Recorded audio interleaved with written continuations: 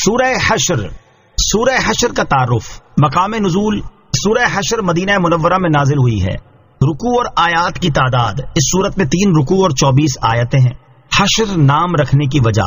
حشر کا معنی ہے لوگوں کو اکٹھا کرنا، اور اس صورت کی دوسری آیت میں بنو نذیر کے یہودیوں کے پہلے حشر یعنی انہیں اکٹھا کر کے مدینے سے نکال دیے جانے کا ذکر کیا گیا ہے. اس مناسبت سے اسے سورہ حشر کہتے ہیں. سورہ حشر کی فضیلت. حضرت ماکل بن یسار رضی اللہ تعالیٰ عنہ سے روایت ہے، پیارے آقا علیہ الصلوۃ والسلام نے ارشاد فرمایا، جس نے صبح کے وقت 3 مرتبہ اعوذ باللہ السمیع العلیم من الشیطان الرجیم کہا اور سورہ حشر کی آخری 3 آیات کی تلاوت کی تو اللہ تعالیٰ 70,000 فرشتے مقرر کر دیتا ہے جو شام تک اس کے لیے دعائیں مغفرت کرتے رہتے ہیں، اور اگر اسی دن انتقال کر جائے تو شہید کی موت مرے گا، اور جو شخص شام کے وقت اسے پڑھے تو اس کا بھی یہی مرتبہ ہے. سورہ حشر کے مضامین. اس سورت کا مرکزی مضمون یہ ہے کہ اس میں بنو نذیر کے یہودیوں کو مدینہ منورہ سے جلا وطن کرنے کے بارے میں بیان کیا گیا اور مسلمانوں کو چند شرعی احکام بتائے گئے ہیں. نیز اس سورت میں یہ مضامین بیان کیے گئے ہیں. نمبر 1، اس سورت کی ابتدا میں بتایا گیا کہ انسان، حیوان، نباتات، جمادات، الغرض کائنات کی ہر چیز ہر نقص و عیب سے اللہ تعالیٰ کی پاکی بیان کرتی ہے، اس کی قدرت و وحدانیت کی گواہی دیتی ہے اور اس کی عظمت کا اقرار کرتی ہے. نمبر 2، یہ بتایا گیا کہ بنو نذیر کے یہودیوں نے پیارے آقا علیہ الصلوۃ والسلام سے کیے ہوئے معاہدے کی خلاف ورزی کی اور آپ صلی اللہ تعالی علیہ وسلم کو شہید کرنے کی سازش کی، تو اس کے نتیجے میں انہیں مدینہ منورہ سے جلا وطن کر دیا گیا. نمبر 3، فے کے مال کے احکام بیان کیے گئے اور مسلمانوں کو حکم دیا گیا کہ نبی پاک علیہ الصلوۃ والسلام جو کچھ انہیں عطا فرمائے وہ لے لیں اور جس سے منع فرمائے اس سے باز رہیں اور اللہ تعالیٰ سے ڈرتے رہیں. نمبر 4، اللہ تعالیٰ نے مہاجرین و انصار اور ان کے بعد آنے والے مسلمانوں کی عظمت و شان بیان فرمائی اور یہ بتایا کہ جو اپنے نفس کے لالچ سے بچا لیا گیا تو وہی کامیاب ہیں. نمبر 5، منافقوں کی باطنی خباثت ذکر کی گئی اور یہ بتایا گیا کہ کس طرح انہوں نے یہودیوں سے ان کی مدد کرنے کے خفیہ وعدے کیے اور کس طرح یہ اپنے وعدوں سے منہ پھیر گئے. نیز ان منافقوں کو شیطان سے تشبیہ دی گئی اور یہ بتایا گیا کہ جس نے شیطان کی باتوں میں آ کر کفر کیا تو وہ اور شیطان دونوں جہنم کی آگ میں ہمیشہ رہیں گے. نمبر 6، مسلمانوں کو تقوی و پرہیزگاری اختیار کرنے، آخرت کی تیاری کرنے اور سابقہ امتوں کے احوال سے عبرت و نصیحت حاصل کرنے کا حکم دیا گیا اور یہ بتایا گیا کہ دوزخ والے اور جنت والے برابر نہیں اور جنت والے ہی کامیاب ہیں. نمبر 7، اس سورت کے آخر میں قرآن مجید کی عظمت بیان کی گئی اور اسے نازل کرنے والے رب تعالیٰ کے عظیم اور جلیل اوصاف اور اس کے اسماء حسنہ بیان کیے گئے. سورہ مجادلہ کے ساتھ مناسبت. سورہ حشر کی اپنے سے ماقبل سورت مجادلہ کے ساتھ ایک مناسبت یہ ہے کہ سورہ مجادلہ کے آخر میں ان صحابہ کرام کا ذکر کیا گیا جنہوں نے غزوہ بدر میں اپنے قریبی رشتہ داروں کو قتل کر دیا تھا، اور سورہ حشر میں غزوہ بدر کے بعد ہونے والے غزوے بنو نذیر اور یہودیوں کی جلا وطنی کا ذکر کیا گیا. دوسری مناسبت یہ ہے کہ سورہ مجادلہ میں پیارے آقا علیہ الصلوۃ والسلام کی مدد کی جانے کی خبر دی گئی اور سورہ حشر کی ابتدا میں ذکر کیا گیا کہ یہودیوں کے مقابلے میں پیارے آقا علیہ الصلوۃ والسلام کی مدد کی گئی ہے. بسم اللہ الرحمن الرحیم. ترجمہ. اللہ کے نام سے شروع جو نہایت مہربان رحمت والا ہے. سبح للہ ما فی السماوات وما فی الارض وهو العزیز الحکیم.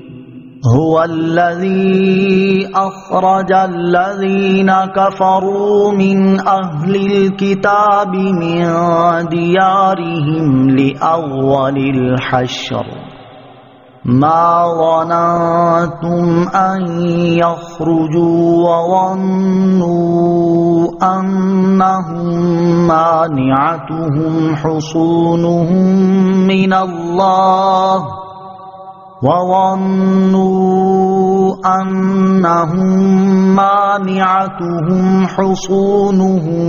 من الله فأتاهم الله من حيث لم يحتسبوا وقذف في قلوبهم الرعب يخربون بيوتهم بأيديهم وأيدي المؤمنين فاعتبروا يا أولي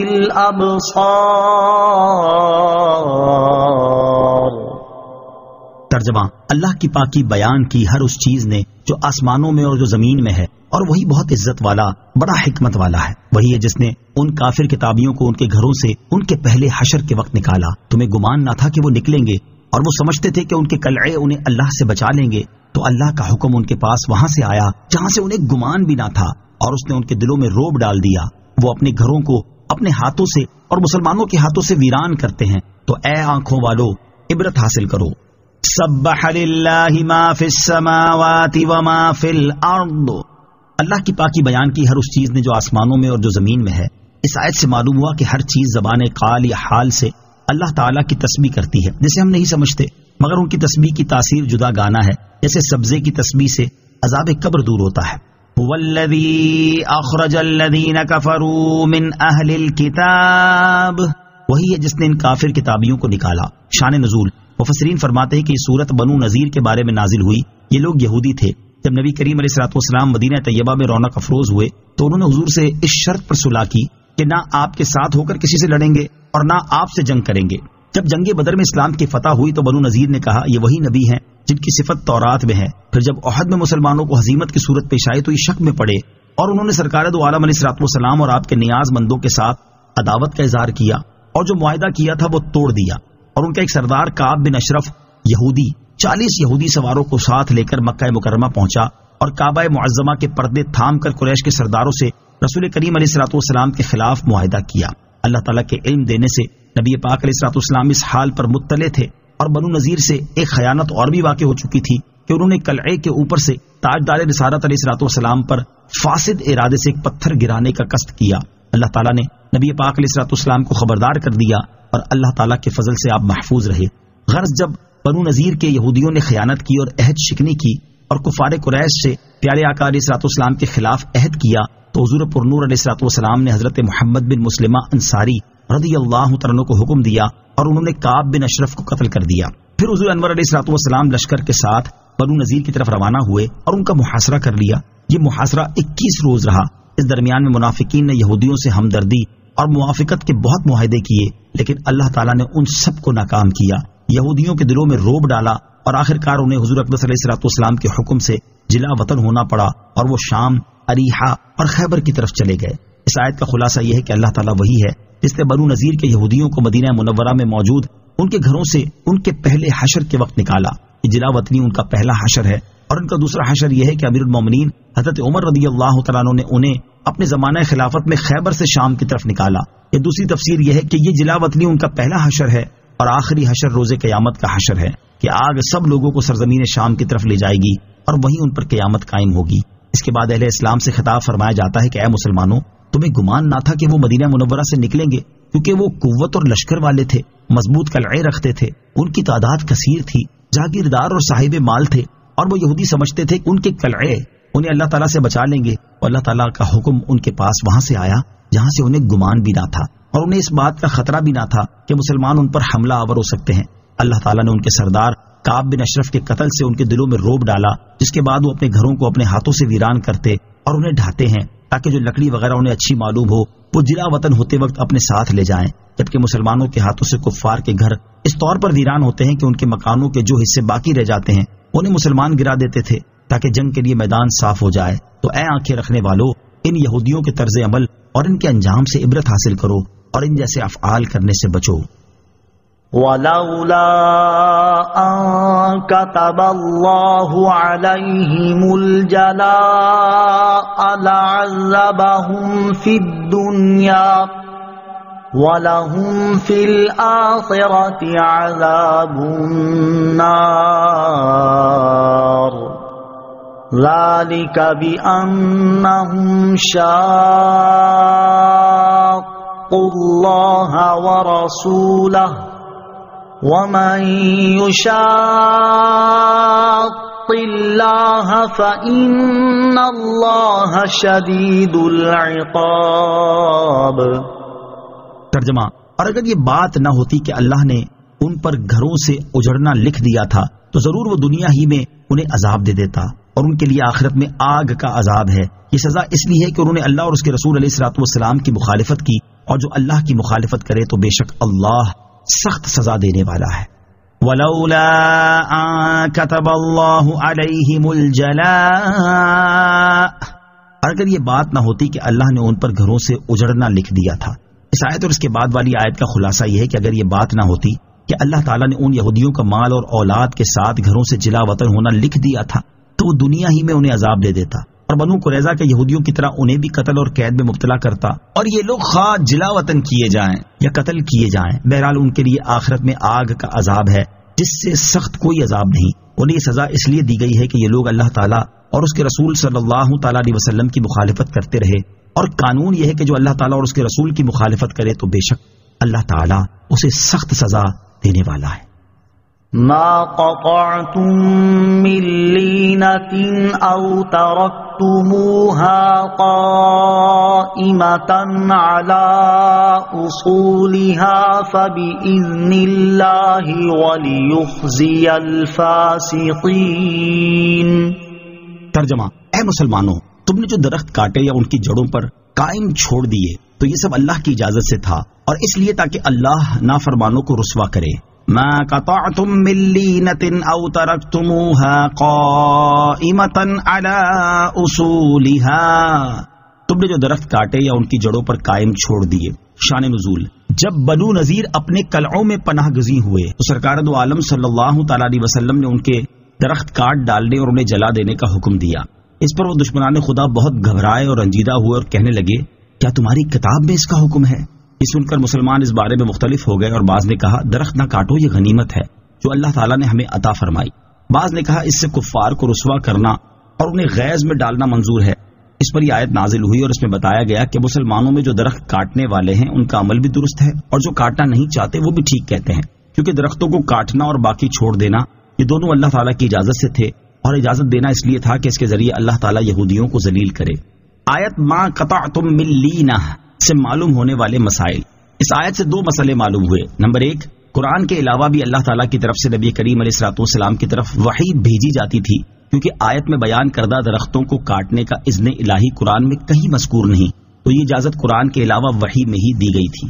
نمبر 2، جہاد میں کفار کو مغموم کرنے کے لیے ان کا مال برباد کرنا جائز ہے۔ وما افاء اللہ علی رسولہ منہم فما اوجفتم علیہ من خیل ولا رکاب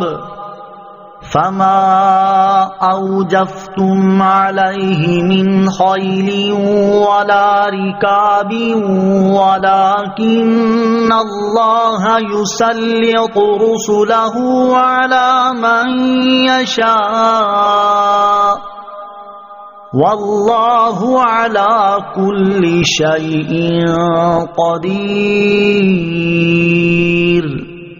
ترجمہ: اور اللہ نے اپنے رسول کو ان سے جو غنیمت دلائی تو تم نے اس پر نہ اپنے گھوڑے دوڑائے تھے اور نہ اونٹ۔ ہاں، اللہ اپنے رسولوں کو جس پر چاہتا ہے غلبہ دے دیتا ہے، اور اللہ ہر شے پر خوب قادر ہے۔ وما افاء اللہ علی رسولہ منہم، اور اللہ نے اپنے رسول کو ان سے جو غنیمت دلائی۔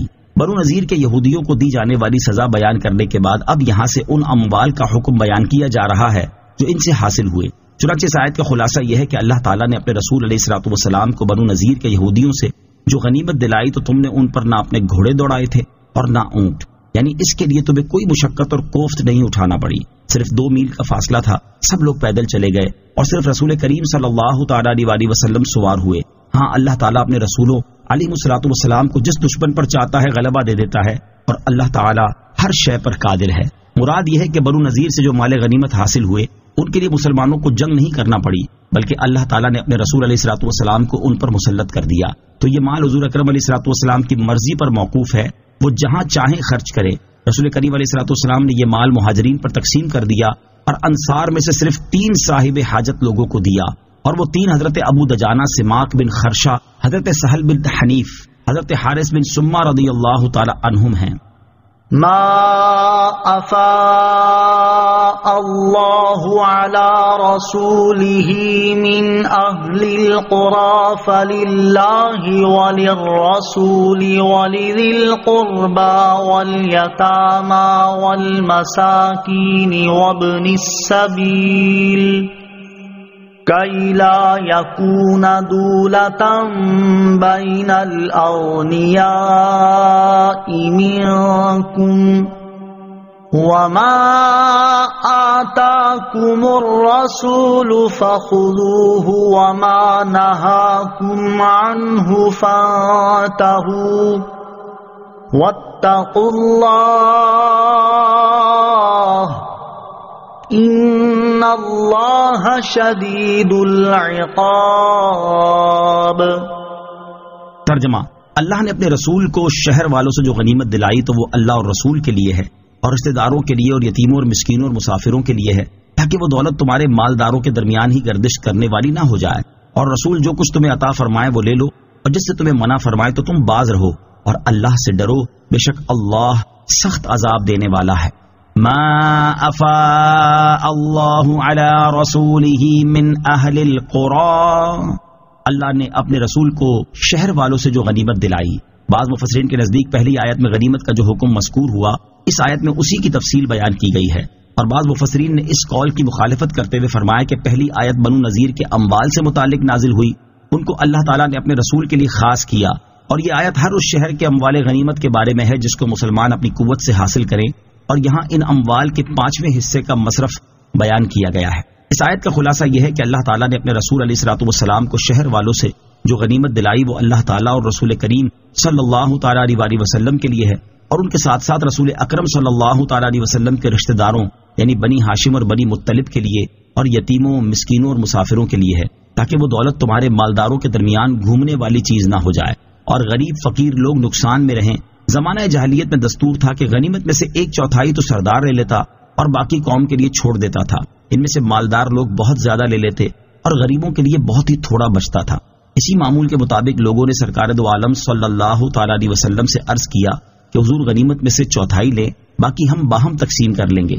اللہ تعالیٰ نے اس کا رد فرما دیا اور تقسیم کا اختیار نبی کریم علیہ الصلوۃ والسلام کو دیا، اور اس کا طریقہ ارشاد فرمایا: وما آتاکم الرسول فخذوه وما نهاکم عنه فانتهوا، اور رسول جو کچھ تمہیں عطا فرمائے وہ لے لو، اور جس سے تمہیں منع فرمائے تو تم باز رہو۔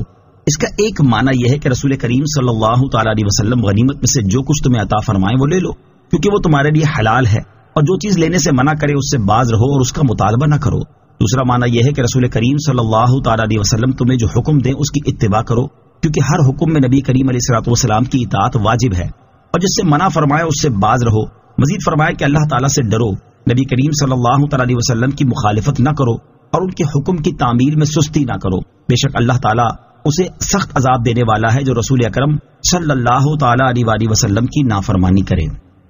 للفقراء المهاجرين الذين أخرجوا من ديارهم وأموالهم يبتغون فضلا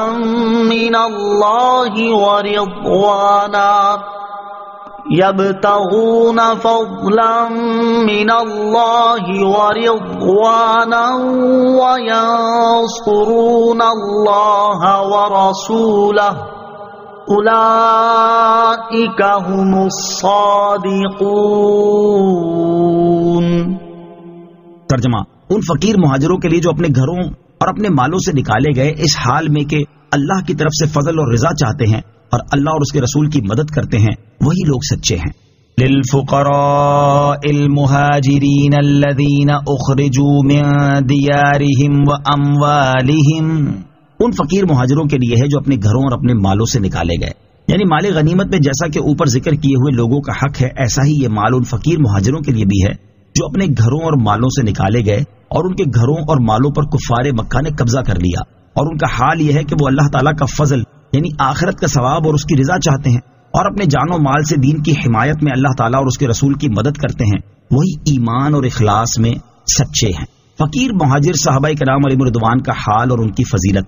حضرت قتادہ رضی اللہ تعالیٰ عنہ فرماتے ہیں کہ ان مہاجرین نے گھر، مال اور کنبے اللہ تعالیٰ اور رسول کریم صلی اللہ تعالیٰ علیہ وسلم کی محبت میں چھوڑے اور اسلام کو قبول کیا، اور ان تمام شدتوں اور سختیوں کو گوارا کیا جو اسلام قبول کرنے کی وجہ سے انہیں پیش آئیں۔ ان کی حالتیں یہاں تک پہنچی کہ بھوک کی شدت سے پیٹ پر پتھر باندھتے تھے اور سردیوں میں کپڑا نہ ہونے کے باعث گڑھوں اور غاروں میں گزارا کرتے تھے۔ ان صحابہ کرام علیہ رضوان کی فضیلت کے بارے میں حضرت عبداللہ بن عمر رضی اللہ تعالیٰ عنہما سے روایت ہے، رسول کریم علیہ الصلوۃ والسلام نے ارشاد فرمایا، فقراء مہاجرین مالداروں سے 40 سال پہلے جنت میں جائیں گے۔ दूसरी हदीस में हजरत अबू सईद खुदरी रदी अल्लाह तआला अन्हु से रिवायत है, हुजूर पुरनूर अलैहिस्सलातु वस्सलाम ने इरशाद फरमाया, ऐ तंगदस्त मुहाजिरीन के गिरोह, तुम्हें बशारत हो, क़यामत के दिन तो मुकम्मल नूर के साथ अमीर लोगों से निस्फ दिन पहले जन्नत में दाखिल होगे, और ये निस्फ दिन 500 बरस के बराबर है। नोट, याद रहे कि फुकरा मुहाजिरीन बाज मालदारों से 40 बरस पहले जन्नत में जाएंगे और बाज से 500 बरस पहले जन्नत में जाएंगे। लिहाजा पहले वाली हदीस इस हदीस के खिलाफ नहीं, जैसा कि मुफ्ती अहमद यार खान नईमी रहमतुल्लाहि तआला अलैह पहली हदीस की शरह में फरमाते हैं। ख्याल रहे कि ये फुकरा बाज अमीरों से 40 साल पहले और बाज अमीरों से 500 साल पहले जन्नत में जाएंगे। लिहाजा ये हदीस 500 बरस वाली हदीस के खिलाफ नहीं। आयत लिल फुकराइल मुहाजिरीन से मालूम होने वाले मसाइल। इस आयत से 4 मसले मालूम हुए। नंबर 1, इस आयत में अल्लाह ताला ने उन मुहाजिर मुसलमानों को फुकरा फरमाया जो अपने अमवाल वगैरह मक्का मुअज्जमा में छोड़कर आए थे। इससे मालूम हुआ कि अगर कुफ्फार मुसलमानों के माल पर कब्जा कर लें तो वो उसके मालिक हो जाएंगे। नंबर 2, महाजिर सहाबा किराम अलैहिम रिदवान हुजूर अक़दस अलैहिस्सलातु वस्सलाम की मदद के लिए आए थे और अल्लाह ताला ने फरमाया कि मेरी मदद के लिए आए। इससे मालूम हुआ कि हुजूर पर नूर अलैहिस्सलातु वस्सलाम की मदद करना अल्लाह ताला की मदद करना है, यानी हकीकत में अल्लाह ताला के दीन की मदद करना है। नंबर 3, अल्लाह ताला के बंदों की मदद लेना शिर्क नहीं। नंबर 4, खुलफाए राशिदीन रदी अल्लाह तआला अन्हुम की खिलाफत बरहक है, क्योंकि इन खिलाफतों को सारे मुहाजिरीन और अंसार ने हक कहा और वो सब सच्चे हैं। वल्लज़ीन तबव्वउद्दार वल-ईमान मिन क़ब्लिहिम युहिब्बून मन हाजर इलैहिम वला यजिदून फी सुदूरिहिम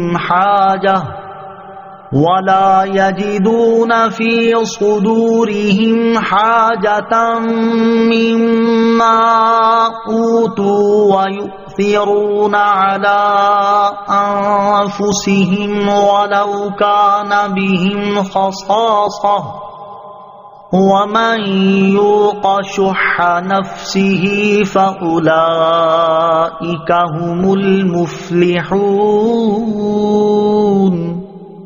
तर्जमा, और वो जिन्होंने इन मुहाजिरीन से पहले इस शहर को और ईमान को ठिकाना बना लिया, वो अपनी तरफ हिजरत करने वालों से मोहब्बत करते हैं और वो अपने दिलों में उसके मुतालिक कोई हसद नहीं पाते जो उनको दिया गया, और वो अपनी जानों पर तरजीह देते हैं अगरचे उन्हें खुद हाजत हो, और जो अपने नफ्स के लालच से बचा लिया गया तो वही लोग कामयाब हैं। वल्लज़ीन तबव्वउद्दार वल-ईमान मिन क़ब्लिहिम, और वो जिन्होंने इन मुहाजिरीन से पहले शहर को और ईमान को ठिकाना बना लिया। इस आयत में अंसार सहाबा किराम रदी अल्लाह तआला अन्हुम की इंतहाई मदहो सना की गई है। चुनांचे इस आयत का खुलासा यह है कि जिन्होंने मुहाजिरीन से पहले या उनकी हिजरत से पहले, बल्कि नबी करीम अलैहिस्सलातु वस्सलाम की तशरीफ आवरी से पहले इस शहर मदीना को अपना वतन और ईमान को अपना ठिकाना बना लिया, इस्लाम लाए और हुजूर अक़दस अलैहिस्सलातु वस्सलाम की तशरीफ आवरी से 2 साल पहले मस्जिदें बनाई, उनका हाल यह है कि वो अपनी तरफ हिजरत करने वालों से मोहब्बत करते हैं और उसका अमली सबूत देते हुए अपने घरों में उन्हें ठहराते और अपने मालों में निस्फ का उन्हें शरीक करते हैं, और वो अपने दिलों में उस माल के बारे में कोई ख्वाहिश और तलब नहीं पाते जो उन मुहाजिरीन को दिया गया, और वो अपने अम्वाल और घर इसार करके मुहाजिरीन को अपनी जानों पर तरजीह देते हैं अगरचे उन्हें खुद माल की हाजत हो, और जिसके नफ्स को लालच से पाक किया गया तो वही कामयाब हैं। नोट, बाद मुफस्सिरीन के नजदीक इस आयत का ताल्लुक पिछली आयत के साथ है और इसमें अंसार सहाबा किराम रदी अल्लाह तआला अन्हुम के लिए भी इस माल का हिस्सा बयान किया गया है जो बनु नज़ीर के यहूदियों से हासिल हुआ। अंसार सहाबा किराम रदी अल्लाह तआला अन्हुम का बेमिसल ईसार। अंसार सहाबा किराम ने मुहाजिर सहाबा किराम रदी अल्लाह तआला अन्हुम के साथ जिस अखुवत, मोहब्बत और ईसार का मुजाहरा किया, तारीख में इसकी मिसाल मिलना इंतहाई मुश्किल है। यहाँ इनके ईसार के 3 वाकयात समाअत कीजिए। नंबर 1, हजरत अबू हुरैरा रदी अल्लाह तआला अन्हु से रिवायत है, हुजूर अक़दस सल्लल्लाहु अलैहि वसल्लम की बारगाह में अंसार ने अर्ज की, हमारे और हमारे महाजिर भाइयों के दरमियान खजूर के दरख्त तकसीम फरमा दीजिए। आप सल्लल्लाहु अलैहि वसल्लम ने इनकार फरमा दिया। अंसार ने मुहाजिरीन से कहा, आप मेहनत की जिम्मेदारी ले लें और हम आपको फलों में शरीक कर लेते हैं। मुहाजिरीन ने कहा, हमें आपकी बात मंजूर है। नंबर 2, हजरत अनस रदी अल्लाह तआला अन्हु फरमाते हैं, और ये बुखारी शरीफ की हदीस है, हुजूर अनवर अलैहिस्सलातु वस्सलाम ने बहरैन में जागीरें बख्शने के लिए अंसार को बुलाया तो उन्होंने अर्ज की, अगर आपने यही करना है तो हमारे कुरैशी भाइयों के लिए लिख दीजिए, हालांकि वो नबी करीम अलैहिस्सलातु वस्सलाम के पास ना थे। हदीस नंबर 3, बुखारी शरीफ की हदीस। हजरत अबू हुरैरा रदी अल्लाह तआला अन्हु फरमाते हैं कि रसूल करीम सल्लल्लाहु तआला अलैहि वसल्लम की खिदमत में एक शख्स हाजिर हुआ और अर्ज की, या रसूल अल्लाह सल्लल्लाहु तआला अलैहि वसल्लम, मुझे भूख लगी हुई है। आपने अज़वाज मुतहरात रदी अल्लाह तआला अन्हुन के पास किसी को भेजकर मालूम किया, लेकिन खाने की कोई चीज ना मिली। हुजूर अक़दस अलैहिस्सलातु वस्सलाम ने इरशाद फरमाया, जो शख्स आज रात इसे मेहमान बनाएगा, अल्लाह ताला उस पर रहम फरमाए। انصار میں سے ایک شخص کھڑے ہوئے اور عرض کی یا رسول اللہ صلی اللہ تعالی علیہ وسلم میں حاضر ہوں. چنانچہ وہ اس آدمی کو اپنے گھر لے گئے اور اپنی زوجہ سے کہا رسول اللہ صلی اللہ تعالی علیہ وسلم کا مہمان آیا ہے، لہذا تم نے اس سے کوئی چیز بچا کر نہیں رکھنی. انہوں نے عرض کی ہمارے پاس تو بچوں کی خوراک کے علاوہ اور کچھ بھی نہیں ہے. فرمایا جب عشاء کا وقت ہو جائے تو تم بچوں کو بہلا پھسلا کر سلا دینا.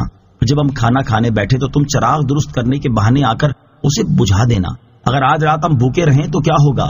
چنانچہ یہی کچھ کیا گیا. اور جب صبح کے وقت وہ شخص نبی کریم علیہ الصلوۃ والسلام کی بارگاہ میں حاضر ہوئے تو آپ نے ارشاد فرمایا اللہ تعالیٰ نے تمہاری کارگزاری کو بہت پسند فرمایا ہے. بس اللہ تعالیٰ نے یہ آیت نازل فرمائی وَيُؤْثِرُونَ عَلَىٰ أَنفُسِهِمْ وَلَوْ كَانَ بِهِمْ خَصَاصَةٌ. ترجمہ اور وہ اپنی جانوں پر ترجیح دیتے ہیں اگرچہ انہیں خود حاجت ہو. نفس کے لالچ سے پاک کیے جانے والے کامیاب ہیں. اس آیت سے معلوم ہوا کہ جن حضرات کے نفس کو لالچ سے پاک کر دیا گیا وہ حقیقی طور پر کامیاب ہیں. اور یہ بھی معلوم ہوا کہ نفس کے لالچ جیسی بری عادت سے بچنا بہت مشکل ہے، اور جس پر اللہ تعالیٰ کی خاص رحمت ہو تو وہی اس عادت سے بچ سکتا ہے. یہ عادت کس قدر نقصان دہ ہے اس کا اندازہ اس حدیث پاک سے لگایا جا سکتا ہے. چنانچہ مسلم شریف کی حدیث ہے، حضرت جابر بن عبداللہ رضی اللہ تعالی عنہ سے روایت ہے، رسول اللہ صلی اللہ تعالی علیہ وسلم نے ارشاد فرمایا ظلم کرنے سے ڈرو کیونکہ ظلم قیامت کا اندھیرا ہے، اور شح یعنی نفس کے لالچ سے بچو کیونکہ شح نے تم سے پہلی امتوں کو ہلاک کر دیا کہ اسی نے ان کو ناحق قتل کرنے اور حرام کام کرنے پر ابھارا. اور اس سے بچنا کس قدر فائدہ مند ہے اس کا اندازہ اس روایت سے لگایا جا سکتا ہے. مروی ہے کہ حضرت عبد الرحمن بن عوف رضی اللہ تعالیٰ عنہ بیت اللہ شریف کا طواف کر رہے اور یہ دعا مانگ رہے تھے اے اللہ عز و جل مجھے میرے نفس کی حرص سے بچا. اس سے زائد وہ کچھ نہیں کہتے تھے. جب ان سے اس کے بارے میں استفسار کیا گیا تو انہوں نے فرمایا جب مجھے میرے نفس کی حرص سے محفوظ رکھا گیا تو نہ میں چوری کروں گا نہ زنا کروں گا اور نہ ہی میں نے اس قسم کا کوئی کام کیا ہے. اللہ تعالی ہم پر اپنا رحم فرمائے اور ہمیں نفس کے حرص اور لالچ سے محفوظ فرمائے. آمین. آیت والذین تبوأوا الدار والایمان من قبلہم سے حاصل ہونے والی معلومات. اس آیت سے 3 باتیں معلوم ہوئی. نمبر 1 صحابہ کرام رضی اللہ تعالی عنہم کی عظمت و شان اور ان کے اوصاف بیان کرنا اللہ تعالیٰ کی سنت ہے. نمبر 2 انصار صحابہ کرام رضی اللہ تعالی عنہم کی تعریف میں اللہ تعالیٰ نے یہ فرمایا کہ وہ مہاجر صحابہ کرام رضی اللہ تعالی عنہم سے محبت کرتے ہیں. اس سے معلوم ہوا کہ تمام مہاجر صحابہ کرام رضی اللہ تعالی عنہم سے محبت کرنا کمال ایمان کی نشانی ہے. نمبر 3 سرکار دو عالم علیہ الصلوۃ والسلام کی برکت سے انصار صحابہ کرام رضوان اللہ تعالی علیہ مجمعین کے دل ایسے پاک کر دیے گئے کہ وہ مہاجر صحابہ کرام سے حسد نہیں کرتے اور ان کے ساتھ محبت و ایثار کا سلوک کرتے ہیں. والذین جاءوا من بعدهم يقولون ربنا اغفر لنا ولإخواننا الذين سبقونا بالإيمان ولا تجعل في قلوبنا غلا للذين آمنوا ولا تجعل في قلوبنا غلا للذين آمنوا ربنا إنك رؤوف رحيم. ترجمہ اور ان کے بعد آنے والے عرض کرتے ہیں اے ہمارے رب ہمیں اور ہمارے ان بھائیوں کو بخش دے جو ہم سے پہلے ایمان لائے اور ہمارے دل میں ایمان والوں کے لیے کوئی کینہ نہ رکھ. اے ہمارے رب بے شک تو نہایت مہربان بہت رحمت والا ہے. والذین جاءوا من بعدهم اور ان کے بعد آنے والے یعنی مہاجرین اور انصار کے بعد آنے والے عرض کرتے ہیں اے ہمارے رب ہمیں اور ہمارے ان بھائیوں کو بخش دے جو ہم سے پہلے ایمان لائے اور ہمارے دل میں ایمان والوں کے لیے کوئی کینہ نہ رکھ. اے ہمارے رب بے شک تو نہایت مہربان رحمت والا ہے اور تو اپنی مہربانی اور رحم کے صدقے ہماری اس دعا کو قبول فرما. یاد رہے کہ مہاجرین و انصار کے بعد آنے والوں میں قیامت تک پیدا ہونے والے تمام مسلمان داخل ہیں اور ان سے پہلے ایمان لانے والوں میں تمام صحابہ کرام علیہم رضوان داخل ہیں. صحابہ کرام علیہم رضوان سے بغض رکھنے والے ایمان والوں کی اقسام سے خارج ہیں. اس سے معلوم ہوا کہ صحابہ کرام علیہم رضوان کے بارے میں دل میں کینہ نہ رکھنا ایمان کی علامت اور ان کے بارے میں بغض سے بچنے کی دعا کرنا مسلمانوں کا طریقہ ہے. صدر الافاضل مفتی نعیم الدین مراد آبادی علیہ رحمۃ اللہ الہادی فرماتے ہیں جس کے دل میں کسی صحابی کی طرف سے بغض یا کدورت ہو اور وہ ان کے لیے دعائے رحمت و استغفار نہ کرے وہ مومنین کی اقسام سے خارج ہے کیونکہ یہاں مومنین کی 3 قسمیں فرمائی گئیں مہاجرین انصار اور ان کے بعد والے جو ان کے تابع ہوں اور ان کی طرف سے دل میں کوئی کدورت نہ رکھیں اور ان کے لیے دعائیں مغفرت کریں. تو جو صحابہ سے کدورت رکھے رافضی ہو یا خارجی وہ مسلمانوں کی ان 3 قسموں سے خارج ہے. صحابہ کرام علیہ رضوان سے بغض رکھنے کا نتیجہ صحابہ کرام رضی اللہ تعالی عنہم وہ مبارک ہستیاں ہیں جنہیں اللہ تعالیٰ نے اپنے پیارے حبیب صلی اللہ تعالیٰ علیہ وسلم کی صحبت اختیار کرنے کے لیے منتخب فرمایا اور ان کی عظمت و شان کو قرآن مجید میں بیان فرمایا. لیکن افسوس کچھ لوگ خود کو مسلمان بھی کہتے ہیں اور ان کے سینے صحابہ کرام رضی اللہ تعالیٰ عنہم کے بغض سے بھرے ہوئے ہیں. انہیں صحابہ کرام کے لیے استغفار کرنے کا حکم دیا گیا لیکن یہ انہیں گالیاں دیتے ہیں، جیسا کہ ام المومنین حضرت عائشہ صدیقہ رضی اللہ تعالیٰ عنہا نے فرمایا، لوگوں کو حکم تو یہ دیا گیا کہ صحابہ کرام اور رضوان کے لیے استغفار کریں اور کرتے یہ ہیں کہ انہیں گالیاں دیتے ہیں. ایسے لوگوں کے لیے اس حدیث پاک میں بڑی عبرت ہے.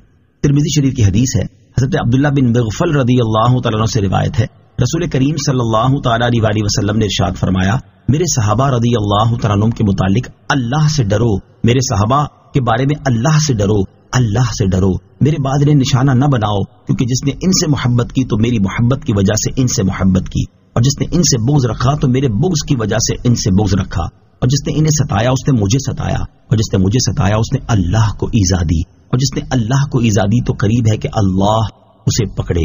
اللہ تعالیٰ ایسے لوگوں کو ہدایت اور عقل سلیم عطا فرمائے اور ان کے دلوں کو صحابہ کرام رضی اللہ تعالیٰ عنہم کی عظمت و شان سے معمور فرمائے. آمین. مسلمانوں سے بغض نہ رکھنے کے سبب جنت کی بشارت ملی. آیت پاک میں مذکور دعا سے یہ بھی معلوم ہوا کہ ہمیں اپنے دل میں کسی بھی مسلمان کے بارے میں بغض اور کینہ نہیں رکھنا چاہیے. یہاں اسی سے متعلق ایک حدیث پاک سماعت کیجیے. چنانچہ حضرت انس رضی اللہ تعالیٰ عنہ فرماتے ہیں، ایک بار ہم سرکار دو عالم صلی اللہ تعالیٰ علیہ وسلم کی بارگاہ میں حاضر تھے تو آپ صلی اللہ تعالیٰ علیہ وسلم نے ارشاد فرمایا، ابھی اہل جنت میں سے ایک آدمی تمہارے سامنے آئے گا. تو انصار میں سے ایک شخص آیا جس کی داڑھی سے وضو کا پانی ٹپک رہا تھا اور وہ بائیں ہاتھ میں اپنا جوتا لٹکائے ہوئے تھا. تو جب دوسرا دن ہوا تو رسول اللہ صلی اللہ تعالیٰ علیہ وسلم نے فرمایا، ابھی تمہارے سامنے اہل جنت میں سے ایک آدمی آئے گا. چنانچہ وہی آدمی اپنے پہلے دن والی کیفیت کے مطابق آیا. پھر جب تیسرا دن آیا تو نبی پاک علیہ الصلوۃ والسلام نے پھر اسی طرح ارشاد فرمایا، پھر وہی آدمی آیا. جب رسول کریم علیہ الصلوۃ والسلام تشریف لے گئے تو حضرت عبداللہ بن عمرو بن عاص رضی اللہ تعالیٰ عنہ اس آدمی کے پیچھے گئے اور فرمایا، میرا اپنے والد سے جھگڑا ہو گیا ہے اور میں نے یہ قسم کھائی ہے کہ میں 3 راتیں اس کے پاس نہیں جاؤں گا، لہٰذا اگر آپ مناسب خیال کریں تو میری قسم کا وقت ختم ہونے تک مجھے اپنے پاس رہنے کی اجازت دے دیں. اس نے کہا ٹھیک ہے. حضرت انس رضی اللہ تعالیٰ عنہ فرماتے ہیں، حضرت عبداللہ بن عمر رضی اللہ تعالیٰ عنہما نے بتایا کہ انہوں نے 3 راتیں اس کے ساتھ گزاری. اس دوران انہوں نے رات میں کسی بھی وقت اس آدمی کو اٹھتے نہیں دیکھا. البتہ اس کا حال یہ تھا کہ جب وہ اپنے بستر پر کروٹ بدلتا تو اللہ تعالیٰ کا ذکر کرتا اور اس کی عظمت و کبریائی بیان کرتا، یہاں تک کہ وہ صبح کی نماز کے لیے اٹھا اور خوب اچھی طرح وضو کیا اور میں نے اسے کلمہ خیر کہنے کے علاوہ کچھ کہتے نہیں سنا. جب 3 راتیں گزر گئیں اور قریب تھا کہ میں اس کے عمل کو کم گمان کرتا تو میں نے کہا، اے اللہ کے بندے، بے شک میرے اور میرے والد کے درمیان کوئی جھگڑا اور ناراضی نہیں ہے اور نہ ہی کوئی فراق اور جدائی ہے. اصل بات یہ ہے کہ میں نے رسول اللہ صلی اللہ علیہ وسلم کو تمہارے بارے میں 3 مجالس میں 3 بار یہ فرماتے سنا ہے کہ ابھی تمہارے سامنے اہل جنت میں سے ایک آدمی داخل ہوگا اور تینوں بار تم ہی آئے.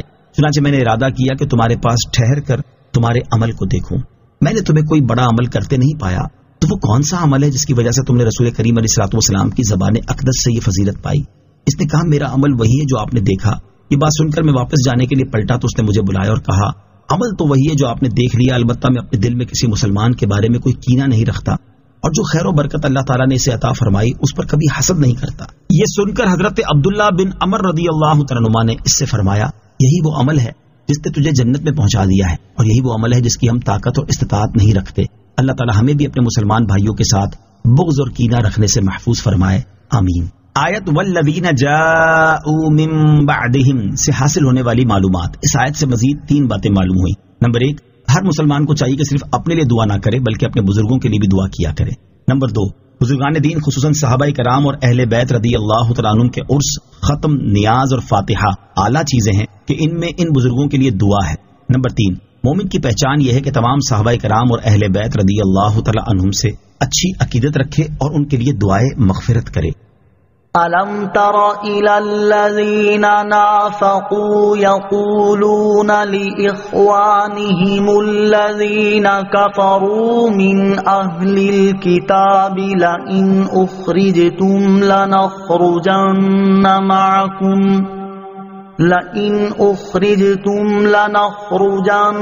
مَعَكُمْ وَلَا نُطِيعُ فِيكُمْ أَحَدًا أَبَدًا وَإِنْ قُوتِلْتُمْ لَنَنصُرَنَّكُمْ وَاللَّهُ يَشْهَدُ إِنَّهُمْ لَكَاذِبُونَ. ترجمہ، کیا تم نے منافقوں کو نہ دیکھا کہ اپنے اہل کتاب کافر بھائیوں سے کہتے ہیں کہ قسم ہے اگر تم نکالے گئے تو ضرور ہم تمہارے ساتھ نکلیں گے اور ہرگز تمہارے بارے میں کسی کا کہنا نہ مانیں گے، اور اگر تم سے لڑائی کی گئی تو ہم ضرور تمہاری مدد کریں گے، اور اللہ گواہی دیتا ہے کہ یقیناً وہ ضرور جھوٹے ہیں۔ الم تر الی الذین نافقوا، کیا تم نے منافقوں کو نہ دیکھا؟ اس آیت کا خلاصہ یہ ہے کہ اے حبیب صلی اللہ تعالی علیہ وسلم، کیا آپ نے عبداللہ بن ابی سلول منافق اور اس کے ساتھیوں کو نہ دیکھا کہ اپنے اہل کتاب کافر بھائیوں بنو قریظہ اور بنو نذیر سے کہتے ہیں کہ اگر تم مدینہ منورہ سے نکالے گئے تو ضرور ہم تمہارے ساتھ جائیں گے اور ہرگز تمہارے خلاف کسی کا کہا نہ مانیں گے، نہ مسلمانوں کا نہ رسول اکرم کا، اور اگر تم سے لڑائی ہوئی تو ہم ضرور تمہاری مدد کریں گے اور تمہارے ساتھ مل کر لڑیں گے۔ اللہ تعالیٰ گواہ ہے کہ یہودیوں سے منافقین کے یہ سب وعدے جھوٹے ہیں۔ آیت الم تر الی الذین نافقوا سے حاصل ہونے والی معلومات، اس آیت سے 4 باتیں معلوم ہوئی۔ نمبر 1، منافق کفار کے بھائی ہیں، مومنوں کے بھائی نہیں، اگرچہ وہ بظاہر کلمہ پڑھتے ہیں لیکن وقت پر کفار ہی کا ساتھ دیتے ہیں۔ نمبر 2، کفار کو بھائی سمجھنا اور بھائی کہنا منافقوں کا کام ہے۔ نمبر 3، منافق در حقیقت کسی کا ساتھی نہیں اور نہ ہی اس کے وعدوں کا کوئی اعتبار ہے، نہ کفار کو اس پر اعتبار آتا ہے اور نہ مسلمانوں کو۔ نمبر 4، اللہ تعالیٰ اپنے حبیب علیہ الصلوۃ والسلام کو ان کی خفیہ رازوں پر اطلاع دیتا ہے، کیونکہ منافقوں کی یہ گفتگو نہایت رازداری کے ساتھ تنہائی میں ہوئی تھی۔ لئن اخرجوا لا يخرجون معهم وَلَئِن قُوتِلُوا لَا يَنصُرُونَهُمْ وَلَئِن نَصَرُوهُمْ لَيُوَلُّنَّ الْأَدْبَارَ ثُمَّ لَا يُنصَرُونَ۔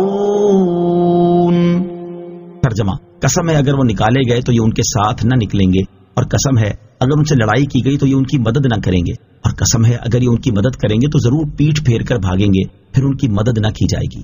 لَإِنْ أُخْرِجُوا لَا يَخْرُجُونَ مَعَهُمْ، قسم ہے اگر وہ نکالے گئے تو یہ ان کے ساتھ نہ نکلیں گے۔ اس آیت میں منافقین کے حال کی خبر دیتے ہوئے ارشاد فرمایا گیا کہ اگر وہ یہودی مدینے سے نکالے گئے تو یہ منافق ان کے ساتھ نہ نکلیں گے، اور اگر ان یہودیوں سے لڑائی کی گئی تو یہ منافق ان کی مدد نہ کریں گے۔ چنانچہ ایسا ہی ہوا کہ یہودیوں کو مدینہ منورہ سے نکال دیا گیا اور منافقین ان کے ساتھ نہ نکلے، اور یہودیوں سے لڑائی ہوئی لیکن منافقوں نے یہودیوں کی مدد نہ کی۔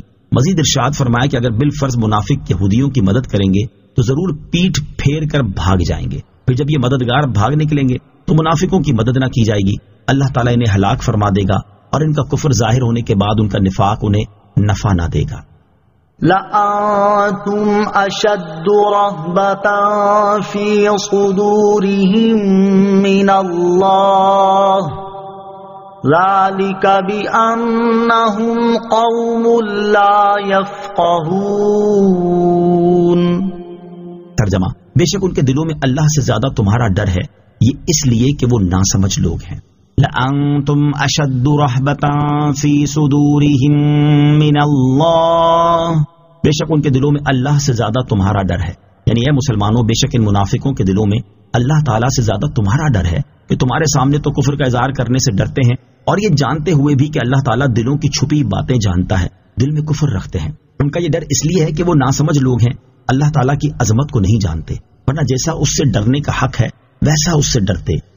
لا يقاتلونكم جميعا إلا في قرى محصنة أو من وراء جدر بأسهم بينهم شديد تحسبهم جميعا وقلوبهم شتى ذَلِكَ بِأَنَّهُمْ قَوْمٌ لَا يَعْقِلُونَ۔ ترجمہ، یہ سب مل کر بھی تم سے نہ لڑیں گے مگر قلعہ بند شہروں میں یا دیواروں کے پیچھے سے۔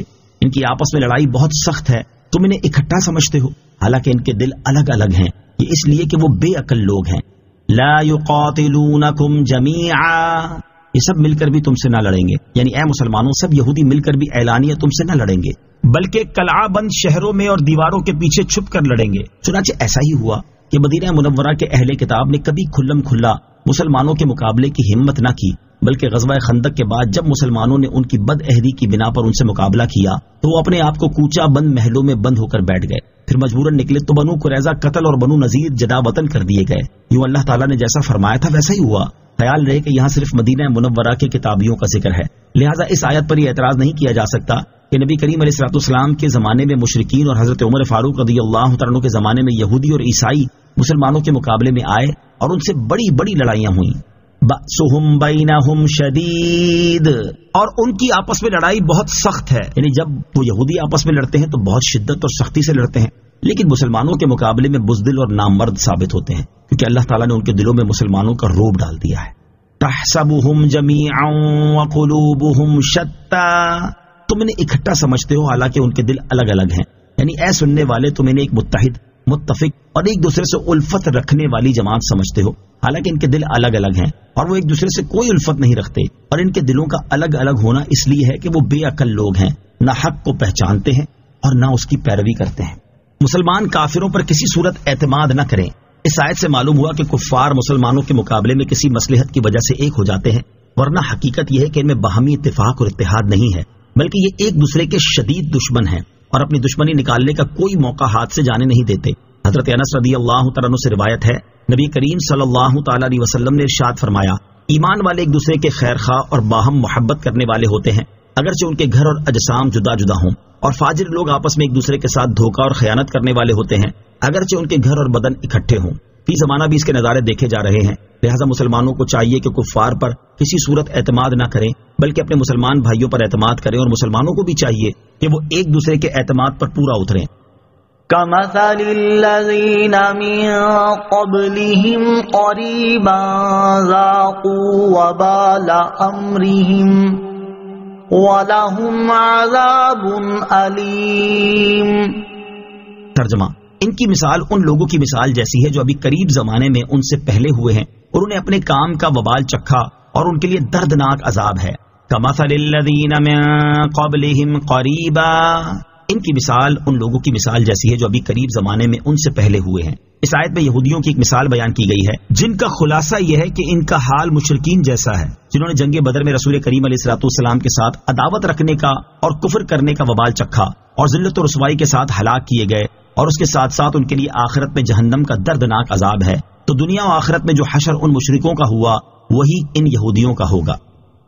كمثل الشيطان إذ قال للإنسان اكفر فلما كفر قال إني بريء منك إني أخاف الله رب العالمين.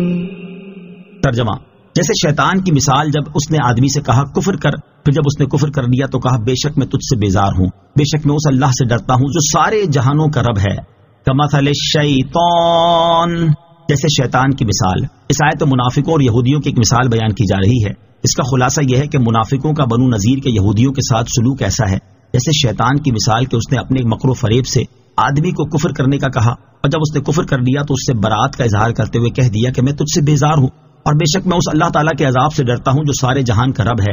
ایسے ہی منافقوں نے بنو نذیر کے یہودیوں کو مسلمانوں کے خلاف ابھارا، جنگ پر آمادہ کیا، ان سے مدد کے وعدے کیے، اور جب ان کے کہنے سے یہودیوں نے مسلمانوں سے جنگ کی تو منافق اپنے گھروں میں بیٹھے رہے اور یہودیوں کا ساتھ نہ دیا. مسلمانوں کو کفر میں مبتلا کرنے کے لیے شیطان کا ایک خطرناک طریقہ. یاد رہے کہ انسانوں کو کفر، گمراہی اور گناہ میں مبتلا کرنے کے لیے شیطان مختلف راستے اختیار کرتا اور طرح طرح کے طریقے آزماتا ہے. ان میں سے ایک راستہ یہ ہے کہ شیطان کسی کام کو بندے کے سامنے نیک بنا کر پیش کرتا ہے اور بندہ نیک عمل سمجھتے ہوئے وہ کام کرنا شروع کر دیتا ہے. پھر شیطان اسے رفتہ رفتہ گناہ کی طرف لے جاتا ہے، یہاں تک کہ بندہ گناہ میں مبتلا ہو جاتا ہے. پھر اس گناہ سے ہونے والی رسوائی سے بندے کو خوف زدہ کر کے دوسرے گناہ پر مجبور کرتا ہے. یوں اس سے گناہ در گناہ کرواتا رہتا ہے اور آخر کار بندے کو کفر کرنے پر مجبور کر دیتا ہے. اور جب بندہ کفر کر لیتا ہے تو شیطان اسے کفر کی اندھیری وادی میں تنہا چھوڑ کر چلا جاتا ہے، اور یہ بندہ کفر کی حالت میں موت کا شکار ہو کر ہمیشہ کے لیے جہنم کے دردناک عذاب میں مبتلا ہو جاتا ہے. یہاں اسی سے متعلق ایک عبرت انگیز حدیث پاک سماعت کیجیے. چنانچہ نبی کریم علیہ الصلوۃ والسلام نے ارشاد فرمایا، بنی اسرائیل میں ایک راہب تھا. شیطان نے ایک لونڈی کا گلا دبا دیا اور اس کے مالکوں کے دل میں یہ بات ڈال دی کہ اس کا علاج فلاں راہب کے پاس ہے. چنانچہ وہ اسے لے کر راہب کے پاس آئے تو اس نے ان کی بات ماننے سے انکار کر دیا. وہ مسلسل اصرار کرتے رہے یہاں تک کہ راہب علاج کرنے پر آمادہ ہو گیا. وہ لونڈی علاج کے لیے اس کے پاس موجود تھی کہ اس دوران شیطان راہب کے پاس آیا اور اس کے دل میں لونڈی کے ساتھ صحبت کرنے کا وسوسہ ڈالا. وہ مسلسل وسوسے ڈالتا رہا یہاں تک کہ راہب نے اس لونڈی کے ساتھ صحبت کر لی اور وہ اس سے حاملہ ہو گئی۔ اب شیطان نے راہب کے دل میں وسوسہ ڈالا کہ جب اس کے گھر والے آئیں گے اور انہیں یہ بات پتا چلے گی تو رسوا ہو جائے گا، لہٰذا تو اسے قتل کر دے، اور جب اس کے گھر والے آئیں تو ان سے کہہ دینا کہ اس کا انتقال ہو گیا ہے۔ چنانچہ راہب نے اس لونڈی کو قتل کر کے دفن کر دیا۔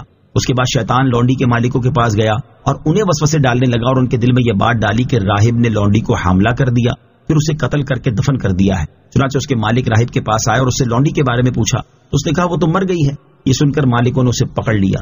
جب وہ اسے قتل کرنے لگے تو شیطان راہب کے پاس آیا اور کہنے لگا میں نے اس لونڈی کا گلا دبایا تھا اور میں نے ان لوگوں کے دلوں میں یہ بات ڈالی تھی کہ وہ اسے تمہارے پاس لائیں، اگر تم میری بات مان لو تو نجات پا جاؤ گے اور میں تمہیں ان لوگوں سے چھڑا لوں گا۔ اس نے پوچھا کیسے؟ شیطان نے کہا مجھے 2 سجدے کر دو۔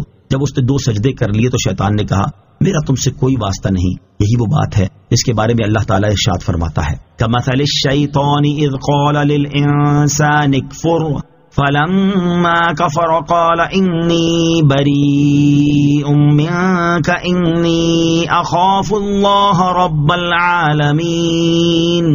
ترجمہ، جیسے شیطان کی مثال جب اس نے آدمی سے کہا کفر کر، پھر جب اس نے کفر کر لیا تو کہا بے شک میں تجھ سے بیزار ہوں، بے شک میں اس اللہ سے ڈرتا ہوں جو سارے جہانوں کا رب ہے۔ یہ حدیث پاک امام محمد غزالی رحمۃ اللہ تعالی علیہ نے احیاء العلوم میں بھی ذکر فرمائی ہے۔ اسے لکھنے کے بعد آپ رحمۃ اللہ تعالی علیہ فرماتے ہیں دیکھو کہ شیطان نے کیسے کیسے ہیلے بہانوں سے راہب کو ان کبیرہ گناہوں کی طرف مجبور کیا، اور اس کی بنیاد صرف یہ بنی کہ اس نے نیک کام سمجھ کر لونڈی کا علاج کرنا قبول کر لیا۔ بعض اوقات آدمی سمجھتا ہے کہ یہ ایک نیکی اور بھلائی کا کام ہے اور شیطان اس کے دل میں خفیہ طریقے سے یہ بات ڈالتا ہے کہ اسے یہ اچھا کام کرنا چاہیے، پھر وہ نیکی میں رغبت رکھنے والے آدمی کی طرح اس کام کو کرتا ہے یہاں تک کہ معاملہ اس کے اختیار سے نکل جاتا ہے اور وہ گناہ میں مبتلا ہو جاتا ہے۔ پھر ایک بات دوسری بات کی طرف لے جاتی ہے یہاں تک کہ اس کے لیے چھٹکارے کی کوئی صورت باقی نہیں رہتی۔ لہٰذا ہر مسلمان کو چاہیے کہ وہ شیطان کے اس خطرناک طریقے سے ہوشیار رہے اور بطور خاص کسی عورت کے ساتھ اچھائی کرنے سے پہلے اس بات پر خوب غور کر لے کہ یہ چیز آگے چل کر اسے گناہ میں مبتلا تو نہ کر دے گی۔ اگر اس کا ذرا سا بھی اندیشہ نظر آئے تو ہرگز اپنے نفس پر اعتماد کرتے ہوئے بظاہر اچھا نظر آنے والا وہ کام نہ کرے کہ اسی میں اس کے دین کی سلامتی اور ایمان کی حفاظت کا سامان ہے۔ اللہ تعالی ہمارے ایمان کی حفاظت فرمائے اور ہمیں شیطان کے مکر و فریب سے بچائے، آمین۔ فَكَانَ عَاقِبَتَهُمَا أَنَّهُمَا فِي النَّارِ خَالِدَيْنِ فِيهَا وَذَلِكَ جَزَاءُ الظَّالِمِينَ۔ ترجمہ، تو ان دونوں کا انجام یہ ہوا کہ وہ دونوں آگ میں ہوں گے، ہمیشہ اس میں رہیں گے اور ظالموں کی یہی سزا ہے۔ فَكَانَ عَاقِبَتَهُمَا، تو ان دونوں کا انجام یہ ہوا، یعنی شیطان اور کفر کرنے والے اس انسان کا اخروی انجام یہ ہوا کہ وہ دونوں جہنم کی آگ میں ہیں اور ہمیشہ اس میں رہیں گے، اور ظالموں کی یہی سزا ہے کہ وہ ہمیشہ جہنم کی آگ میں رہیں۔ یا ایھا الذین آمنوا اتقوا اللہ ولتنظر نفس ما قدمت لغد واتقوا اللہ ان اللہ خبیر بما تعملون۔ ترجمہ، اے ایمان والو اللہ سے ڈرو اور ہر جان دیکھے کہ اس نے کل کے لیے آگے کیا بھیجا ہے، اور اللہ سے ڈرو بے شک اللہ تمہارے اعمال سے خوب خبردار ہے۔ یا ایھا الذین آمنوا اتقوا اللہ، اے ایمان والو اللہ سے ڈرو۔ گزشتہ آیات میں یہودیوں کی عہد شکنی اور منافقین کے مکر و فریب کو بیان کیا گیا، اور اب یہاں سے ایمان والوں کو نصیحت کی جا رہی ہے۔ چنانچہ اس آیت کا خلاصہ یہ ہے کہ اے ایمان والو، تم جو کام کرتے ہو اور جو چھوڑتے ہو ہر ایک میں اللہ تعالیٰ سے ڈرو اور اس کے حکم کی مخالفت نہ کرو، اور ہر جان دیکھے کہ اس نے قیامت کے دن کے لیے کیا اعمال کیے، اور تمہیں مزید تاکید کی جاتی ہے کہ اللہ تعالیٰ سے ڈرو اور اس کی اطاعت و فرما برداری میں سرگرم رہو، بے شک اللہ تعالیٰ تمہارے اعمال سے خبردار ہے۔ لہٰذا جب گناہ کرنے لگو تو سوچ لو کہ اللہ تعالیٰ ہمارے اس گناہ کو دیکھ رہا ہے، وہ قیامت کے دن اس کا حساب لے گا اور اس کی سزا دے گا۔ مراقبہ کی اصل اس آیت سے معلوم ہوا کہ ایک گھڑی غور و فکر کرنا بہت سے ذکر کرنے سے بہتر ہے۔ اپنے اعمال کے بارے میں سوچنا بہت افضل عمل ہے اور یہی مراقبہ ہے۔ حضرت ابو ہریرہ رضی اللہ تعالی عنہ سے روایت ہے، نبی اکرم صلی اللہ تعالی علیہ وسلم نے ارشاد فرمایا، آخرت کے معاملے میں گھڑی بھر غور و فکر کرنا 60 سال کی عبادت سے بہتر ہے۔ لہذا ہر مسلمان کو چاہیے کہ وہ اپنے اخروی معاملات کے بارے میں مراقبہ اور غور و فکر کرتا رہے۔ مراقبے کا معنی اور اس کی حقیقت بیان کرتے ہوئے امام محمد غزالی رحمۃ اللہ تعالی فرماتے ہیں مراقبے کا معنی یہ ہے نگہبانی کرنا. جس طرح اپنا مال شریک کے حوالے کر کے شرط رکھی جاتی ہے اور عہد و پیمان کے بعد بھی بے خبر ہو کر نہیں بیٹھ رہتے، اسی طرح ہر وقت نفس کی خبر گیری کرتے رہنا بھی ضروری ہے، کیونکہ اگر تم اس سے غافل ہو گئے تو وہ کاہلی اور خواہشات کو پورا کرنے کے سبب پھر سے سرکش ہو جائے گا. مراقبے کی حقیقت یہ ہے کہ بندہ اس بات پر کامل یقین رکھے کہ اللہ تعالیٰ اس کے ہر فعل اور ہر خیال سے واقف ہے اور اس سے کسی بات کا کوئی پہلو پوشیدہ نہیں ہے. لوگ اگر صرف اس کے ظاہر کو دیکھتے ہیں تو اللہ تعالیٰ اس کے ظاہر و باطن دونوں کو دیکھتا ہے. جس نے یہ بات سمجھ لی اور یہ آگہی اس کے دل پر غالب آ گئی تو اس کا ظاہر و باطن زیور ادب سے آراستہ ہو جائے گا. انسان اگر اس بات پر یقین کرے کہ اللہ تعالیٰ اس کے ظاہر و باطن سے واقف نہیں ہے تو وہ کافر ہے، اور اگر اس پر ایمان لایا پھر اس کی مخالفت کی تو وہ بڑا دلیر اور بے شرم ہے. ترغیب کے لیے یہاں بزرگان دین کے مراقبہ فکر آخرت سے متعلق 3 واقعات سماعت کیجیے. نمبر 1، حضرت انس بن مالک رضی اللہ تعالی عنہ فرماتے ہیں میں ایک باغ میں گیا تو وہاں حضرت عمر فاروق رضی اللہ تعالی عنہ کی آواز سنی. ہم دونوں کے درمیان ایک دیوار حائل تھی اور وہ کہہ رہے تھے، عمر خطاب کا بیٹا اور امیر المومنین کا منصب، واہ کیا خوب. اے عمر اللہ تعالیٰ سے ڈرتے رہو ورنہ اللہ تعالیٰ تمہیں سخت عذاب دے گا. نمبر 2، حضرت عثمان غنی رضی اللہ تعالیٰ عنہ جب کسی قبر پر تشریف لے جاتے تو اس قدر روتے کہ ان کی داڑھی آنسوؤں سے تر ہو جاتی. آپ کی خدمت میں عرض کی گئی جنت اور دوزخ کے تذکرے پر آپ اتنا نہیں روتے جتنا قبر پر روتے ہیں، اس کی حکمت کیا ہے؟ آپ نے فرمایا میں نے نبی کریم علیہ الصلوۃ والسلام سے سنا ہے کہ قبر آخرت کی سب سے پہلی منزل ہے. اگر قبر والے نے اس سے نجات پالی تو بعد یعنی قیامت کا معاملہ آسان ہے، اور اگر اس سے نجات نہ پائی تو بعد کا معاملہ زیادہ سخت ہے. اور رسول کریم علیہ الصلوۃ والسلام نے ارشاد فرمایا میں نے قبر سے زیادہ ہولناک منظر کوئی نہیں دیکھا. نمبر 3، حضرت درار رضی اللہ تعالیٰ عنہ فرماتے ہیں میں خدا کو گواہ بنا کر کہتا ہوں کہ میں نے امیر المومنین حضرت علی المرتضیٰ کرم اللہ تعالی وجہہ الکریم کو کئی مرتبہ دیکھا کہ رات کی تاریکی میں آپ اپنے محراب میں لرزاں و ترساں اپنی داڑھی مبارک تھامے ہوئے ایسے بے چین بیٹھے ہوتے کہ گویا زہریلے سانپ نے ڈس لیا ہو. آپ غم کے ماروں کی طرح روتے اور بے اختیار ہو کر اے میرے رب پکارتے. پھر دنیا سے مخاطب ہو کر فرماتے تو مجھے دھوکے میں ڈالنے کے لیے آئی ہے، میرے لیے بند سنور کر آئی ہے، دور ہو جا، کسی اور کو دھوکہ دینا. میں تجھے 3 طلاق دے چکا ہوں، تیری عمر کم ہے اور تیری محفل حقیر، جبکہ تیرے مصائب جھیلنا آسان ہے.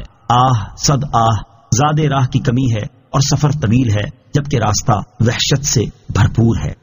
وَلَا تَكُونُوا كَالَّذِينَ نَسُوا اللَّهَ فَأَنسَاهُمْ أَنفُسَهُمْ أُولَئِكَ هُمُ الْفَاسِقُونَ. ترجمہ، اور ان لوگوں کی طرح نہ بنو جنہوں نے اللہ کو بھلا دیا تو اللہ نے انہیں ان کی جانیں بھلا دی، وہی نافرمان ہیں. وَلَا تَكُونُوا كَالَّذِينَ نَسُوا اللَّهَ، اور ان لوگوں کی طرح نہ بنو جنہوں نے اللہ کو بھلا دیا. یعنی اے ایمان والو ان یہودیوں اور منافقوں کی طرح نہ ہونا جنہوں نے اللہ تعالیٰ کے حقوق کو بھلا دیا اور جیسی اس کی قدر کرنے کا حق تھا ویسی قدر نہ کی، اور اس کے احکامات و ممنوعات کی ان کے حق کے مطابق رعایت نہ کی، تو اس کے سبب اللہ تعالیٰ نے انہیں اپنی جانوں کو بھول جانے والا بنا دیا، جس کا نتیجہ یہ ہوا کہ وہ اس چیز کو نہیں سنتے جو انہیں نفع دے اور وہ کام نہیں کرتے جو انہیں نجات دے، اور یہ بھول جانے والے ہی کامل فاسق ہیں. آیت وَلَا تَكُونُوا كَالَّذِينَ نَسُوا اللَّهَ سے حاصل ہونے والی معلومات. اس آیت سے 4 باتیں معلوم ہوئی. نمبر 1، جن لوگوں کو اللہ تعالیٰ کے حقوق یاد نہ رہے جیسے یہودی اور عیسائی وغیرہ، ان جیسا ہونے سے منع فرمایا گیا ہے. نمبر 2، اسلام کے سوا کسی اور دین میں رہ کر اللہ تعالیٰ کو یاد کرنا قابل قبول نہیں، کیونکہ وہ کفار اپنے عقیدے کے مطابق اللہ تعالیٰ کو یاد کرتے تھے لیکن ارشاد فرمایا کہ انہوں نے اللہ تعالیٰ کو بھلا دیا. نمبر 3، اللہ تعالیٰ سے غافل ہونے کا اثر یہ ہوتا ہے کہ بندے کو اس بات کی کبھی فکر نہیں ہوتی کہ وہ دنیا میں کیوں آیا اور اسے کیا کرنا چاہیے. نمبر 4، آخرت کی فکر نہ ہونا اللہ تعالیٰ کا عذاب ہے. لا يستوي أصحاب النار وأصحاب الجنة أصحاب الجنة هم الفائزون. ترجمہ، دوزخ والے اور جنت والے برابر نہیں، جنت والے ہی کامیاب ہیں. لا يستوي اصحاب النار واصحاب الجنہ، دوزخ والے اور جنت والے برابر نہیں، یعنی جہنم والے جن کے لیے دائمی عذاب ہے اور جنت والے جن کے لیے ہمیشہ کا عیش اور سرمدی راحت ہے، یہ دونوں برابر نہیں بلکہ جنت والے ہی کامیاب ہیں، کیونکہ انہوں نے اپنی زندگی اللہ تعالیٰ کی رضا میں گزاری اور آخرت میں اس کی نعمتوں کے مستحق ہوئے، جبکہ کفار دونوں جگہ نقصان میں رہے. لو انزلنا هذا القرآن على جبل لرأيته خاشعا متصدعا من خشية الله وَتِلْكَ الْأَمْثَالُ نَضْرِبُهَا لِلنَّاسِ لَعَلَّهُمْ يَتَفَكَّرُونَ۔ ترجمہ: اگر ہم یہ قرآن کسی پہاڑ پر اتارتے تو ضرور تم اسے جھکا ہوا اللہ کے خوف سے پاش پاش دیکھتے، اور ہم یہ مثالیں لوگوں کے لیے بیان فرماتے ہیں تاکہ وہ سوچیں۔ لو انزلنا هذا القرآن على جبل، اگر ہم یہ قرآن کسی پہاڑ پر اتارتے، یعنی قرآن مجید کی عظمت و شان ایسی ہے کہ اگر ہم اسے کسی پہاڑ پر اتارتے اور اس کو انسان کسی تمیز عطا کرتے تو انتہائی سخت اور مضبوط ہونے کے باوجود تم اسے ضرور جھکا ہوا اور اللہ تعالیٰ کے خوف سے پاش پاش دیکھتے۔ ہم یہ اور اس جیسی دیگر مثالیں لوگوں کے لیے بیان فرماتے ہیں تاکہ وہ سوچیں اور خیال کریں کہ جب ہم اشرف المخلوقات ہیں تو چاہیے کہ ہمارے اعمال بھی اشرف و اعلیٰ ہوں۔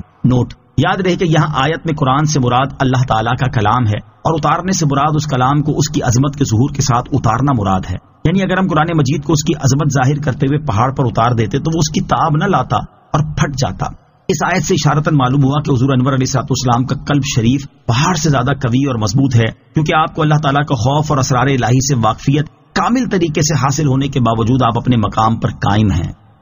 هو اللہ الذی لا الہ الا ہو عالم الغیب والشہادۃ هو الرحمن الرحیم۔ ترجمہ: وہی اللہ ہے جس کے سوا کوئی معبود نہیں، ہر غیب اور ظاہر کا جاننے والا ہے، وہی نہایت مہربان بہت رحمت والا ہے۔ هو اللہ الذی لا الہ الا ہو، وہی اللہ ہے جس کے سوا کوئی معبود نہیں۔ اس سے پہلی آیت میں قرآن مجید کی عظمت و شان بیان کی گئی، اور اس آیت سے اللہ تعالیٰ اپنی عظمت و شان بیان فرما رہا ہے کہ وہی اللہ ہے جس کے سوا کوئی معبود نہیں، اور اس کی شان یہ ہے کہ وہ ظاہر اور پوشیدہ نیز موجود و معدوم سب کو جانتا ہے، اور وہی بڑا مہربان رحمت والا ہے۔ هو اللہ الذی لا الہ الا هو الملك القدوس السلام المؤمن المهيمن العزيز الجبار المتكبر سبحان اللہ عما يشركون۔ ترجمہ: وہی اللہ ہے جس کے سوا کوئی معبود نہیں، بادشاہ نہایت پاک، سلامتی دینے والا، امن بخشنے والا، حفاظت فرمانے والا، بہت عزت والا، بے حد عظمت والا، اپنی بڑائی بیان فرمانے والا ہے۔ اللہ ان مشرکوں کے شرک سے پاک ہے۔ واللہ الذی لا الہ الا ہو، وہی اللہ ہے جس کے سوا کوئی معبود نہیں۔ اس آیت میں اللہ تعالیٰ نے اپنے 10 اوصاف بیان فرمائے ہیں۔ نمبر 1، اللہ تعالیٰ کے سوا کوئی معبود نہیں۔ نمبر 2، ملک و حکومت کا حقیقی مالک ہے کہ تمام موجودات اس کے ملک اور حکومت کے تحت ہیں، اور اس کا مالک ہونا اور اس کی سلطنت دائمی ہے جسے زوال نہیں۔ نمبر 3، ہر عیب سے اور تمام برائیوں سے نہایت پاک ہے۔ نمبر 4، اپنی مخلوق کو آفتوں اور نقصانات سے سلامتی دینے والا ہے۔ نمبر 5، اپنے فرما بردار بندوں کو اپنے عذاب سے امن بخشنے والا ہے۔ نمبر 6، ہر چیز پر نگہبان اور اس کی حفاظت فرمانے والا ہے۔ نمبر 7، ایسی عزت والا ہے جس کی مثال نہیں مل سکتی، اور ایسے غلبے والا ہے کہ اس پر کوئی بھی غالب نہیں آ سکتا۔ 8 اور 9، اپنی ذات اور تمام صفات میں عظمت اور بڑائی والا ہے، اور اپنی بڑائی کا اظہار کرنا اسی کے شایع اور لائق ہے، کیونکہ اس کا ہر کمال عظیم ہے اور ہر صفت عالی ہے، جبکہ مخلوق میں کسی کو یہ حق حاصل نہیں کہ وہ تکبر یعنی اپنی بڑائی کا اظہار کرے، بلکہ بندے کے لیے شایع یہ ہے کہ وہ عاجزی اور انکساری کا اظہار کرے۔ نمبر 10، اللہ تعالیٰ ان مشرکوں کے شرک سے پاک ہے۔ هو اللہ الخالق البارئ المصور له الاسماء الحسنى يسبح له ما في السماوات والارض وهو العزيز الحكيم۔ ترجمہ: وہی اللہ بنانے والا، پیدا کرنے والا، ہر ایک کو صورت دینے والا، سب اچھے نام اسی کے ہیں۔ آسمانوں و زمین میں موجود ہر چیز اسی کی پاکی بیان کرتی ہے، اور وہی بہت عزت والا، بڑا حکمت والا ہے۔ هو اللہ الخالق، وہی اللہ بنانے والا، یعنی وہی اللہ ہے جس کی شان یہ ہے کہ وہ بنانے والا، عدم سے وجود میں لانے والا اور ہر ایک کو جیسی چاہے ویسی صورت دینے والا ہے۔ سب اچھے نام اسی کے ہیں جو کہ اس کی بلند صفات پر دلالت کرتے ہیں۔ آسمانوں اور زمین میں موجود ہر چیز تمام عیوب و نقائص سے اس کی پاکی بیان کرتی ہے، اور وہی حقیقی طور پر عزت والا، حکمت والا ہے۔ سورہ حشر کی آخری 3 آیات کی فضیلت۔ سورہ حشر کی آخری 3 آیات کی بڑی فضیلت ہے۔ حضرت ماقل بن یسار رضی اللہ تعالیٰ عنہ سے روایت ہے، رسول کریم صلی اللہ تعالیٰ علیہ وسلم نے ارشاد فرمایا، جس نے صبح کے وقت 3 مرتبہ اعوذ باللہ السمیع العلیم من الشیطان الرجیم کہا اور سورہ حشر کی آخری 3 آیات کی تلاوت کی تو اللہ تعالیٰ 70,000 فرشتے مقرر کر دیتا ہے جو شام تک اس کے لیے دعائیں مغفرت کرتے رہتے ہیں، اور اگر اسی دن انتقال کر جائے تو شہید کی موت مرے گا، اور جو شخص شام کے وقت اسے پڑھے تو اس کا بھی یہی مرتبہ ہے۔ اس کی دوسری فضیلت یہ ہے، حضرت ابو امامہ باہلی رضی اللہ تعالیٰ عنہ سے روایت ہے، سرکار دو عالم صلی اللہ تعالیٰ علیہ وسلم نے ارشاد فرمایا، جس شخص نے رات یا دن میں سورہ حشر کی آخری 3 آیتیں پڑھی اور اسی رات یا دن میں اس کا انتقال ہو گیا تو اس نے جنت کو واجب کر لیا۔ آمنت باللہ صدق اللہ العظیم۔